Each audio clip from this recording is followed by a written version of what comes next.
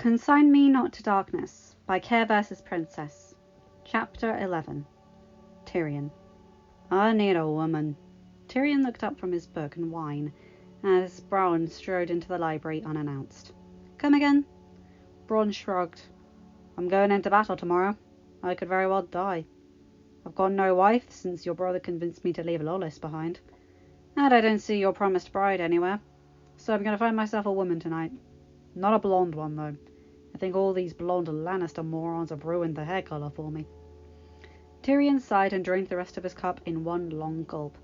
I told you, when the war is over, I'll give you twice what Cersei promised. What, 2 wives and 2 castles? Bronn chuckled. Regardless, that won't do me much good tonight. You want to come? No, thank you. Suit yourself. I'll see you in the morning. Wait! Tyrion dug in his pocket and tossed a gold dragon in the air towards Bronn, who caught it in mid-air. Get yourself the best-looking woman in the place. On me. Bronn smirked. You're a good person, Lannister. What are you going to do tonight? Get drunk? Tyrion shook his head. I don't think so. If I want to stay alive tomorrow, I think it's best that I'm not hungover. That's probably a good idea. Bronn stopped in the doorway, a look akin to affection in his eyes. Stay safe tomorrow, Lannister. You as well, my friend. After Bronn left him, he tried to focus on the random book he had selected from the Winterfell's shelves. Winter's Kings, or The Legends and Lineages of the Starks of Winterfell, by Maester Chalder. But as Tyrion tried to read a ballad about how the legendary Bran the Builder constructed the wall, he found his mind could not focus. The words on the page seemed a jumbled mess. Usually reading could always ease his woes, but tonight it seemed his woes were too great. Finally, he gave up entirely and left the room, hoping that a walk around the castle would clear his head. First he went to his brother's room to see if Jaime cared to join him, but when he opened the door, he was surprised to see Jaime was not alone. He was seated at the table across from the Queen, talking over some glasses of wine. Well, Jaime was talking. Daenerys looked like she had been crying. When Tyrion entered, they both rose to their feet. Am I interrupting something? I was just leaving, Daenerys said. She turned back to Jaime and he bowed his head respectfully. Thank you for telling me the truth, Sir Jaime. I will not forget it. It was no trouble, Your Grace. When the Queen left, Tyrion gave Jaime a look. What did you say to her? Nothing, Jaime said, draining the rest of his wine. She asked me about her father, what he was like, why I killed him. She said you told her that story once before? Yes. Do you really think that what a prick her father was is what she needed to hear the night before the greatest battle any of us have ever seen? She asked, Jaime said defensively. And we didn't just talk about her father. She asked me about her mother too, and Prince Rhaegar. I answered honestly. Figured I owed her the truth, since there's a chance we both of us may die tomorrow. Tyrion couldn't exactly argue with that. Together they went downstairs, hoping to clear their heads with a walk around the grounds. But when they went to cut through the Great Hall, they stumbled upon quite a scene. All of the Wintertown residents were lined up, the Winterfell servants spooning them bowls and pouring mugs of tea. Those who had already been served eating and drinking on their pallets on the floor. Tyrion spotted Sansa walking among them, Lady Brienne by her side. Sansa would squeeze their outstretched hands or gently get to her knees to pinch their baby's cheeks. 2 little girls ran up to her and tugged on her skirt, something which their mother chastised them for, but Sansa only laughed and knelt to speak with the girls in a gentle voice. She has a kind heart, Jaime said, and when Tyrion turned to him, he saw his brother was giving him a knowing look. Lady Stark. Tyrion cleared his throat. Yes, well. He glanced at Lady Brienne, who was smiling tentatively at 2 young boys playing with toy swords. Do you fancy Lady Brienne? When he looked at Jaime again, his face had gone pale. No, he spluttered. No, absolutely not. Liar, Tyrion wanted to say, but he bit his tongue. That's too bad, because I think she fancies you. Jamie looked at him wearily. You really think so? At that moment, Sansa caught Tyrion's gaze, and she began to approach them, gesturing for Lady Brienne to follow. Lord Tyrion, the Lady of Winterfell granted them politely. Sir Jamie. Good evening, Lady Stark. Tyrion noticed, though, that Jamie was speaking to Sansa, he was looking at Brienne. Lady Sansa's blue eyes flicked from Jamie to Tyrion to Brienne. Lady Brienne, you have had a long night. Why don't you and Sir Jamie go and have a drink or take a walk? I would like to have a word with Lord Tyrion. Brienne nodded. Certainly. Jamie gave Tyrion a squeeze on the shoulder before he left. Sansa extended her arm to him. Care to take a turn about the room with me, my lord? Of course. They walked arm in arm without speaking for a few moments. Sansa looked to make sure all of the small folk were eating. She ordered one of the maids to go upstairs for more blankets. I have to say, Lady Sansa, Tyrion remarked, what you are doing for them is very generous. It's the least I could do.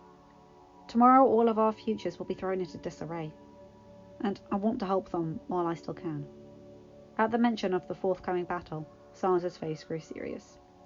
You see, my lord, that is what I wish to discuss. You will look after yourself tomorrow, I hope.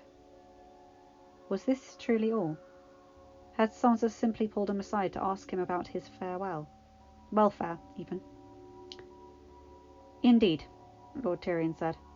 I'd ask the same of you, but considering what I saw of you and Lady Brienne yesterday, it looks like I need not worry. Sansa flushed and ducked her head, tucking a loose strand of hair behind her ear. I wish you hadn't seen that. I know I probably made a fool of myself. I can assure you, you didn't.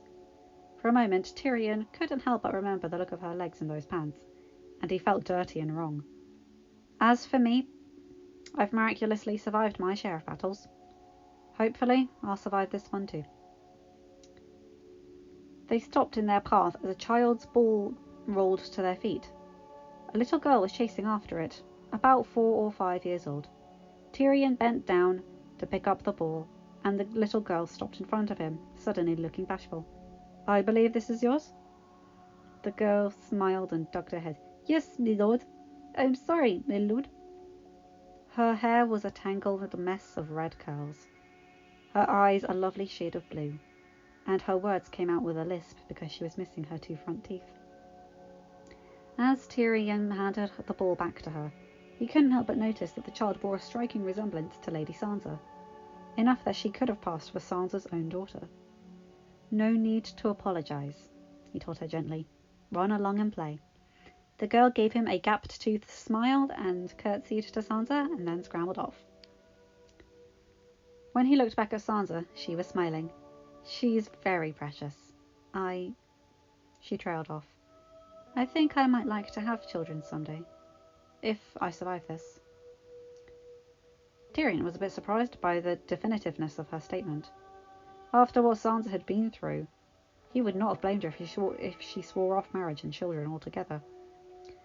Though, after the loss of so many family members, he supposed he couldn't blame her for wanting to rebuild her home and have a husband and children, a complete family once more. You deserve that. He suddenly hoped, more than anything, that Sansa would live to achieve it. Jon. He paused outside of his chamber door at the sound of humming, quiet and sweet. His hand on the door handle, Jon couldn't help but smile at himself. He opened the door and slipped inside. Daenerys, that's... He cut himself off when he saw that it was not Daenerys, but Missandei, who was in the midst of folding and putting away some of Daenerys' dresses. Missandei, I am sorry. I thought you were Dany. It is no trouble, your grace, Missandei said, giving him a gentle smile. Her grace is in the bath. I brought up some tea for you both. May I pour you a cup? No need, Missandei. I can get it myself. Thank you. He crossed the room to the bedside table and picked up the kettle, while Missandei resumed her humming. What is that song? Jon asked, not recognizing the tone. He didn't recognize it. It is from my home country, your grace. Well, it's very pretty. Indeed it is, your grace, Missandei replied. A pretty song, and sad as well.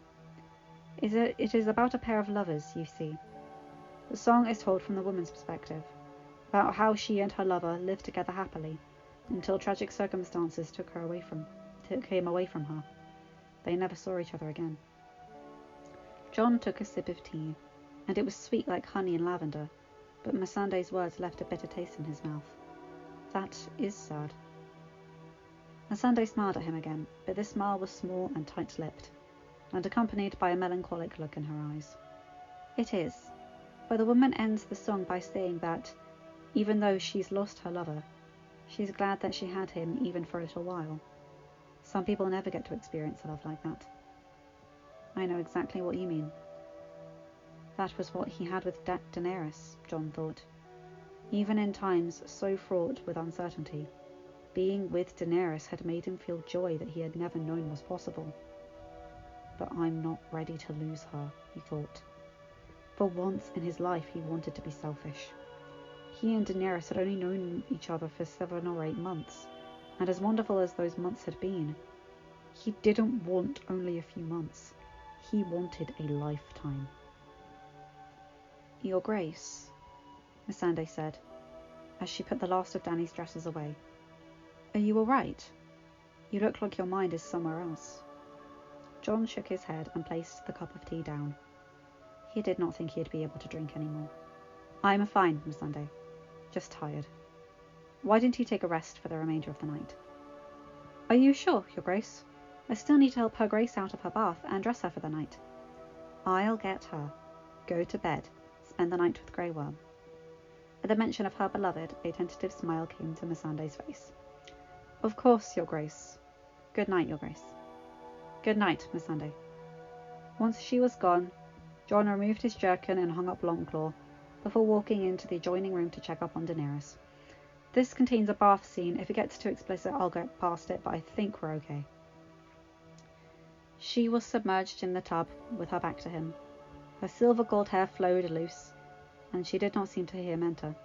The air smelled strongly of lilac-scented bath oil. Dany?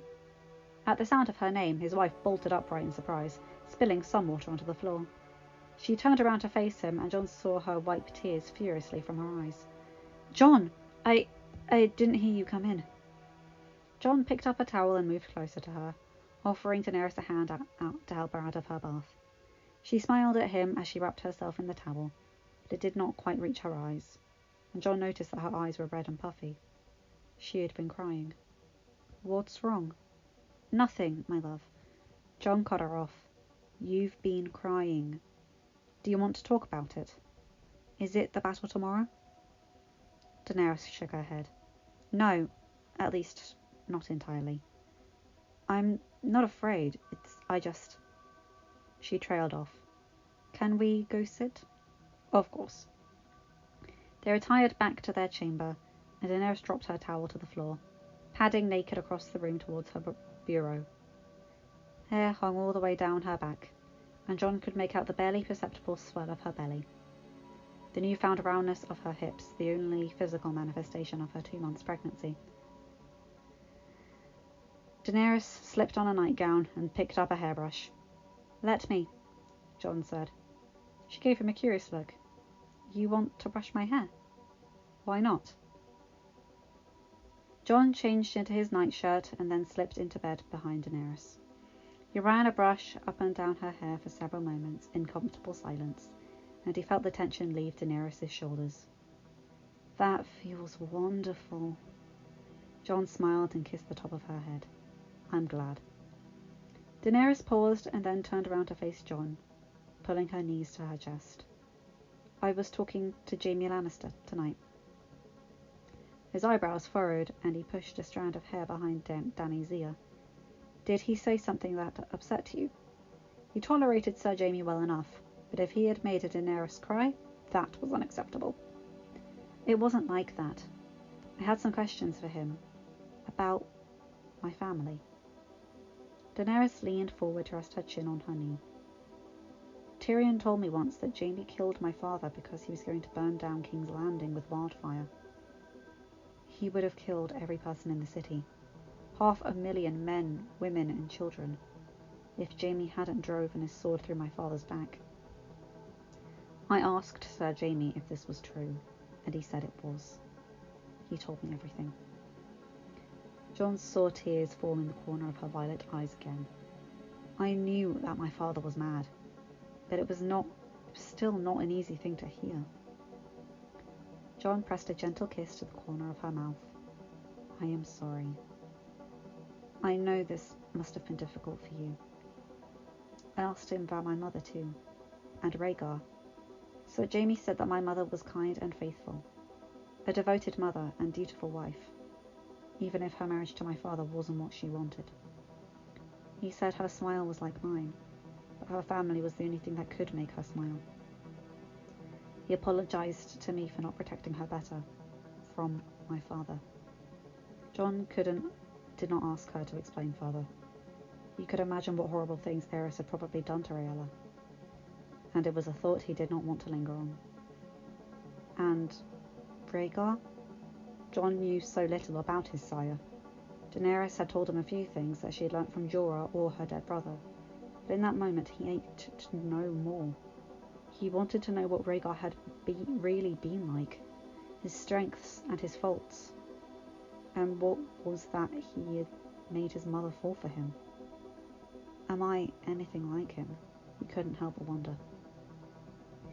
He was studious when he was young. He loved to read and study, though he did have a few close companions.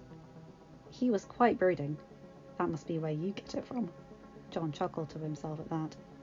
So Jamie said that when Rhaegar decided he was going to do something, he excelled at it. The small folk loved him because he was kind towards them and cared about their well-being. At tourneys, they always cheered the loudest for him. The last time Jamie saw him, Rhaegar told him that when he returned, things were going to change in King's Landing. Only he never returned. He was going to call a great council to have our father deemed unfit to rule, but I think he was going to put Elia of Dorne aside to make Lyanna his queen. As glad as John was that his parents had truly been in love, he frowned at the thought of Elia Martell. He had never heard anything but nice things about her, the kind and gentle princess with such a tragic fate. I feel sorry for Elia, he found himself saying. She didn't deserve what happened to her. Daenerys nodded in agreement. Sir Jamie said the same thing. My brother Viserys always talked so callously about her. Said that if Elia had done a better job at making Rhaegar happy, he never would have needed Lyanna, and the war would have been prevented.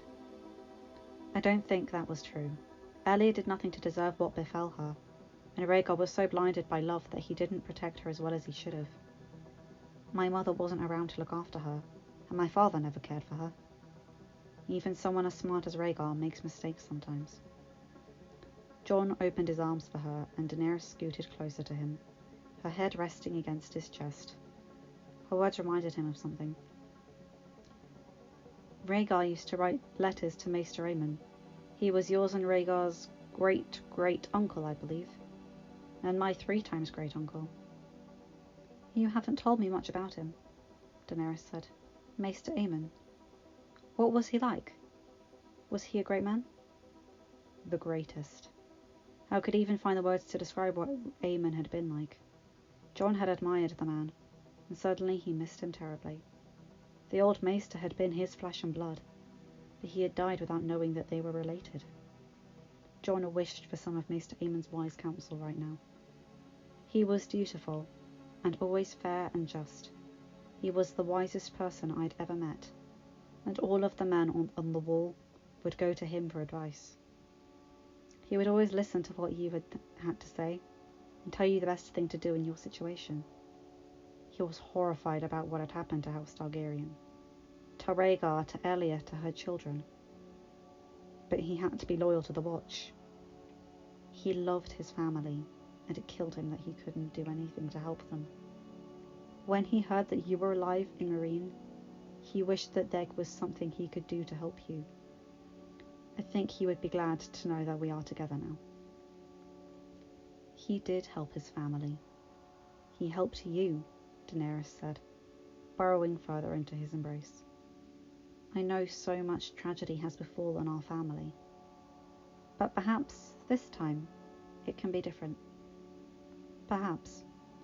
They sat in silence for several moments, and John tightened his grip around Daenerys, wishing that he could just keep her here forever. He knew they were both thinking of the battle tomorrow, and the uncertainty that they were facing. Daenerys pulled back to look at him. "John," she said, her voice tremoring, "please, promise me you won't die tomorrow. Please be safe. I don't want to live without you." John was not the kind of man to say things he did not mean. "I cannot make that promise," he wanted to say, because as much as he tried, there was still a chance something could go wrong.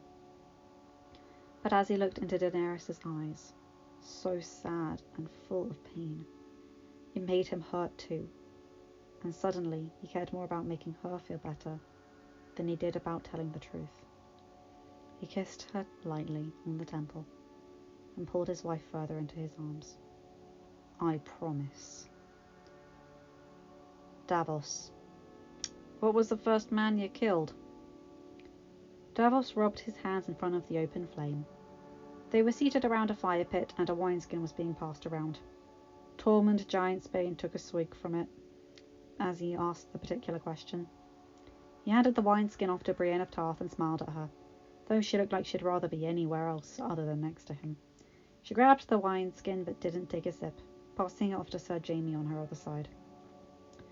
"Mine were Robar Royce and Emon Kai," Brienne answered. She was staring into the depths of the flames, looking as if her mind was someplace else. "It was after Stannis had Renly killed. I had fought men before, even won my fair share of fights, but it was the first time I ever actually killed someone. They had been my own sworn brothers, but they thought I'd killed Renly when they saw his body in my arms. And they wouldn't listen to reason. It happened so fast, it's all a blur now." Tormund nodded. "What about you, Kingslayer?" he asked Sir Jaime. Davos could see Jaime Lannister roll his eyes. "That's not my name, you know," he said, pulling a long sip from the wineskin before answering.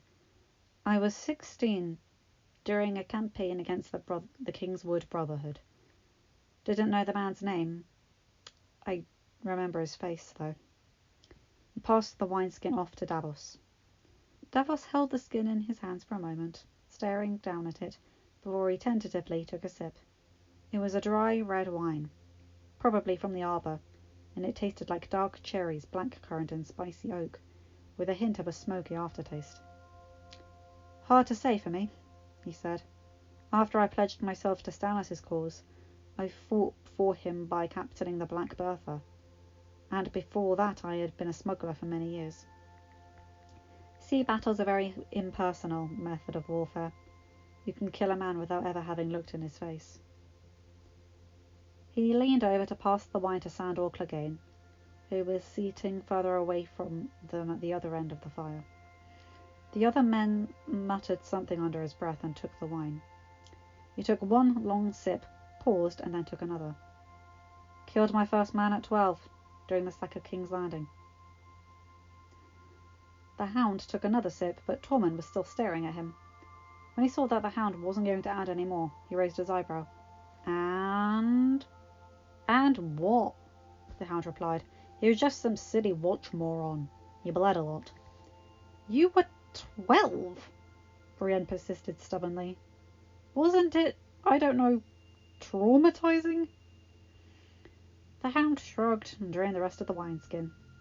"Not really. I was already screwed up at that point. By that time I was 12. "Well," Tormund sighed, "I got you all beat. I killed my first man at 11. The Hound scoffed. "You're a liar." "It's true. It was trying to steal our family's foodstuffs in the night. So I hit him on the back of the head with my father's spear. Saved our food, but I got a beating from my father for getting blood all over the hut." The Hound snorted into the wineskin. "You are one sick guy, Giantsbane." "As are you, dog." The two men held each other's gaze for a moment, and Davos was suddenly nervous one of them was going to punch the other. But then they both burst out laughing. Soon Davos found himself joining in, and Lady Brienne and Sir Jaime joined in. And there they were, sitting around a fire, passing around a wineskin as the world ended around them, laughing hysterically. When they were all finished with the wine, when Gendry appeared from the forge. "What are you all doing?" he asked, crossing his arms over his chest as he approached. "It's freezing out here." The Hound rolled his eyes. "There you go, whinging again." "I am not whinging." "Now you're whinging about me saying you're whinging. By the way, you better go talk to your little wolf friend. After what happened yesterday, I think she wants to cut your balls off." The Hound shot up. "I gotta go," he grunted before unceremoniously stalking off towards the castle. "You know," Tormund said, "beyond the wall, we have plenty of ways to keep warm on a cold winter's night." He waggled his eyebrows suggestively at Lady Brienne and Sir Jaime. Both of them immediately jumped to their feet, simultaneously mumbling excuses of, "I think I hear Lady Stark calling for me," and, "Oh, it's getting late, Tyrion's expecting me." To which Tormund bolted upright and went after them. "Well, they can join, if you'd like. The more the merrier, I say." Now that they were alone, Davos extended the mostly empty wineskin to Gendry, who moved to sit next to him by the fire. Gendry took one sip and winced. "Father above, that's awful! Lord and ladies drink this by choice." Davos chuckled. "I think I'll always be an ale man myself, but I'll take what I can get tonight." He drained the last of the wine, his mind flicking to something the Hound had said. "Clegane mentioned that something happened between you and Lady Arya yesterday." Immediately Gendry grimaced. It was stupid. Let's talk about it later. "We're marching into battle tomorrow, lad. This may be the only chance we get." Gendry was silent for a long moment. "I have feelings for her. More than friendly feelings." Davos nodded and waited for him to continue. Was this supposed to be some big revelation? Davos had suspected as much since the moment on the ship when he had told Gendry that Arya was alive. The look on Gendry's face in that instant had been a look of love, even if he hadn't realised it himself at the time. And there was a moment when I thought that maybe she felt the same way. Which she doesn't. But I blew it. Because of what Melisandre did to me. It messed me up, I think. And Arya's pissed at me for what I did and for being jealous about Podrick Payne of all people. But I don't know how to tell her that I'm still scarred over something that happened years ago. It's stupid. I know I should be over it by now. Lad, Davos said, clamping him on the shoulder. What you went through was horrible. You can't continue to blame yourself for what happened to you. And it's all right to be afraid. I'm sure if you went to Lady Arya and told her the truth, she would understand. Gendry shook his head. What does it matter? He said. She'll never feel the same way about me. She likes Podrick. And why shouldn't she? He's highborn. Better for her than me. No matter what I do, I'm still just a bastard. She deserves better. Bullshit, Davos insisted. You are the only son of King Robert of House Baratheon. And what does blood really matter anyway? We love who we love, and we have no say in it. When he saw that Gendry still wasn't convinced, he decided to try a different tactic. You know, when I first met my wife, back when I was still a young smuggler, she had many admirers. She was one of the most beautiful girls in the town. She could have had any man she wanted, and yet she chose me. Really? Gendry said, incredulous. How did you get her to fall in love with you? I didn't do anything, really. Davos chuckled. Except make a fool out of myself. We were friends first, you see. And there was this apprentice at her father's carpentry shop, who was trying to make a move on her. I couldn't take it anymore, so one day I punched him in the face. Gendry laughed before he could stop himself.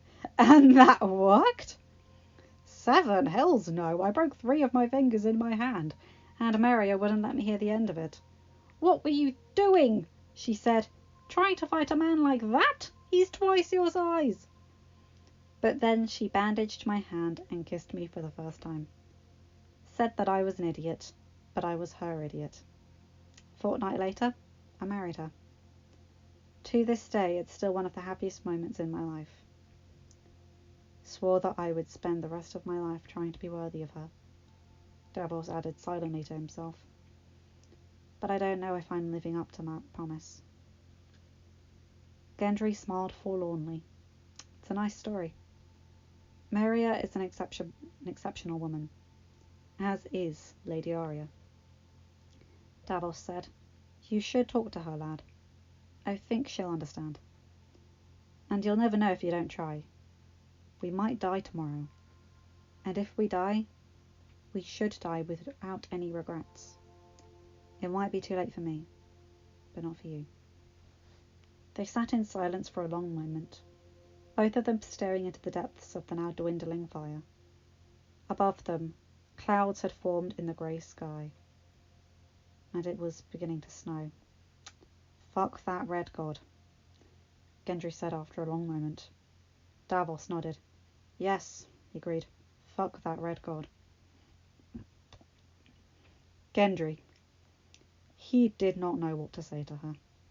Hey, Arya. Sorry I'm such a low-born idiot, but I'm still traumatized over being attacked by a red witch. And, by the way, I was angry at Podrick because I wanted to be with you in more than I wanted to keep breathing. No, bad idea. He hammered away with a violent force, working on some finishing touches before the battle tomorrow. Maybe he should just go and talk to her. He could figure out what to say in the moment, couldn't he? After that was if Arya would even hear him out after all. He dropped his hammer. He had been such a bloody fool, and he knew that he didn't deserve her. But then he thought of Sir Davos's advice. There was a very good chance that his life could end tomorrow. And if he was going to die, he wanted to die knowing that he had been completely honest with Arya. Before he could go searching for her, he heard the telltale signs of womanly feet tiptoeing towards him. He sighed. You know, Arya, you could knock. Gendry turned around and saw her standing in the open doorway, the candle in her hand illuminating the smirk on her face. Where's the fun in that? She placed the candle down on the tabletop and Gendry examined her unusual state of dress. Her hair was down. She wore only a nightgown and a fur wrap. Her feet were bare, even though it was snowing outside. Couldn't sleep? He asked her. Yeah. Arya paused. I miss talking to you. Gendry looked down at the ground, unsure of what to say. How could he even begin to explain to her the complicated mess of his feelings? Instead, he simply blurted out, Want to see what I'm working on? Sure. Arya closed the distance between them, pulling her fur tighter around her body, and he held up a black breastplate, decorated with a Targaryen red dragon, curling across the chest. I made this for Jon. Arya's eyes were as wide as saucers as she tentatively reached out to touch the swirling dragon design, staring in awe. How did you make this? It's red dragon glass. I carved out the dragon, the design, and then filled it with smashed pieces. You think Jon will like it? Gendry, it's beautiful. He's going to love it. There's one more thing. He suddenly felt nervous as he reached under the table and pulled out a second piece of armour, identical to the first, except this one was decorated not with a dragon, but with a snarling silver direwolf mid-leap. This one is for you. It was a little hard, since I didn't have your measurements. I had to sweet-talk one of Sansa's handmaids to persuade her to steal some of your clothes so I could measure. Arya opened her mouth, then closed it. Gendry didn't know if he'd ever seen her at a loss for words before. Gendry, I don't know what to say. You could say that you'll wear it into battle tomorrow. Arya grinned at him, and he felt a surge of pride run through him, knowing that she liked his gift. I absolutely love it. Of course I'll wear it. He placed the breastplate down on the table, while Arya stared in fascination at the silver detailing on the iron. Gendry wondered if he should just leave the conversation there, since she didn't seem to be mad at him anymore. But then he thought of what Sir Davos had said. Arya, I'm sorry for what I said the other day. Arya's smile dissipated, and she placed the armour back down. About Podrick? So you finally admitted you were wrong then? Can you just shut up and let me finish? Arya turned to look at him, crossing her arms over her chest. Gendry took a deep breath. I know I was stupid, but I knew he liked you, and I thought you liked him, and I was jealous. Jealous? Arya repeated. Why would you be jealous? Because He fumbled with his words, and Arya was staring at him, impatiently, waiting for an answer. Because I like you, as more than just a friend. But after what happened in the Forge, I didn't think you could feel the same way about me. I didn't know how to tell you. I was an idiot. And I'm sorry. Arya stared at him for a long moment, looking confused. Gods, Gendry thought. When is she going to stop being so shocked and finally realise that men find her attractive? Why did you push me away then? Arya asked quietly. That night I kissed you. The image of Melisandre ran through his mind, of how she had kissed him and touched him and taken off her clothes, and then tied him to the bed and stolen his blood. He had wanted to kiss Arya that night. He had wanted to lay with her even, and maybe he would have, but the moment she had pinned his arms over his head, it had reminded him of Melisandre. It hadn't been Arya's fault. She hadn't known it would trigger him, but in that moment he had snapped at her in his fear. Do you remember what I told you about what happened between me and Melisandre when she took me? Gendry paused. She did something to me, physically, and only inside too, I think. It's harder now to get close. He looked down at the ground. And besides, I'm just a bastard. You're a highborn lady. You deserve someone like Podrick, someone from a noble house, someone who could give you a good life. He felt stupid saying it out loud, and Arya stood in front of him silently for a moment, staring at him. Gendry wondered if she was going to turn and go, but then she caught him off guard by closing the distance between him. She had to stand on her tiptoes so she could reach up to cup his face. Don't say that, she said, her voice barely above a whisper. You are more than just a bastard. You're one of the best people I know, and I would never, ever hurt you like she did. You know that, right? Slowly, Gendry nodded. And I would never hurt you. This time, he kissed her first. Their lips crushed together, and Arya's hands fell from his face to grab onto the fabric of his shirt, while his hands moved down the curves of her body to rest comfortably on her hips. She nipped at him like the little wolf that she was, and the kiss deepened, enough that he lost himself in it. It was only when Arya shrugged off her fur and reached for the buckle on his pants that he moved away. Arya! As much as he wanted to keep kissing her, he knew that if they kept going, he wouldn't be able to stop. He grabbed her wrist, halting her. Are you sure? Arya's eyes blazed stubbornly. I want to. Don't you? Yes, but he felt warm, and he didn't know if it was from the fire of the forge or his embarrassment. Melisandre, she was the only one, and it wasn't exactly pleasant. There had been flea-bottom girls he had shared chaste kisses with as a boy, then Melisandre's seduction, but he had never made love to a woman before, especially not a beautiful, strong-willed, feisty, highborn girl. I've never done any of this before. Arya's gaze softened. We can go slow. She paused, biting her lip. I don't know what I'm doing either. I've never been with anyone. This is all new to me. This surprised Gendry for some reason. They'd spent years apart, and during that time she had transformed into this young woman who was standing in front of him, fierce and beautiful. He had assumed at some point during those years someone had taken her maidenhead. She had spent all that time with Jaqen, who Gendry had always secretly felt a little jealous of. Lord Beric's squire had fancied her once upon a time, and Podrick Payne had been looking at her with infatuation in his eyes. Gendry had assumed that there had been many more men who found her attractive, but perhaps she had never returned the affections. Never? Arya shook her head. No, I've never even kissed anyone before you. You're the only one. Their lips met again, but Gendry was still unsure. What if I get you with child? He'd sworn to himself he would never father a bastard. Arya kissed him again, lighter this time. That won't happen. That's what a girl has moon tea for. She pulled away from him to slip her nightgown down. He stared at her. For the first time he noticed the long puckered scar on her abdomen, and he tentatively pulled her closer, tracing the line with his finger. Who did this to you? The waif?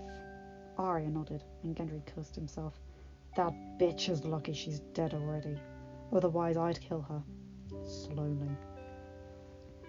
Arya laughed quietly as she pulled his shirt over his head. Ours is the fury indeed. End of chapter. Hi guys, hope you enjoyed this. Getting a little steamy at the end there. Had to edit a little there. As much as I ship Gendry and Arya to the moon and back, I'm not comfortable saying that kind of stuff out loud, so I sort of trimmed it a little. Anyway, yeah, starting to get down to the battle. So yeah, you're going to hear me yelling a bit soon, yeesh. But I'm really enjoying doing this. It's one of my favourite stories. I've got a lot of other Game of Thrones things coming as well.